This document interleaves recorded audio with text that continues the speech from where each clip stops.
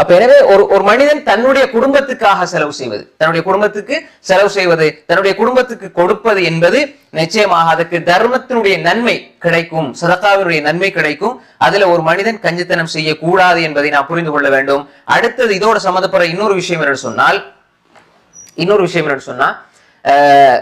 இந்த ஹதீஸ்கள் எல்லாமே கணவன் தான் சம்பாதிக்கின்றவற்றிலிருந்து மனைவி கொடுக்க வேண்டிய, குடும்பத்துக்கு கொடுக்க வேண்டிய விஷயம்.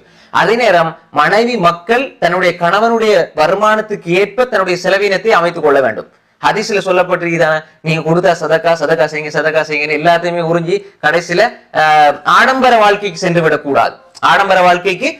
விடக்கூடாது.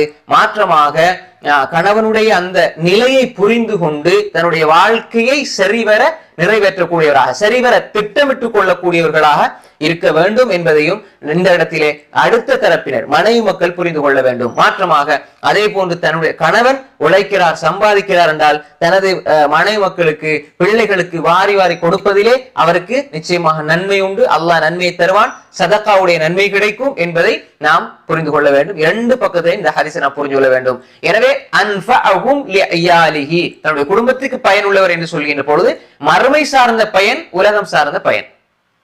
இந்த உலகம் சார்ந்த பயன்லையும் அது மறுமை சார்ந்ததாகத்தான் அது எழுதப்படுகிறது. இதுதான் இஸ்லாம். புரியுதா உங்களுக்கு? உதாரணமா வச்சுக்கொள்ளுங்க, மறுமை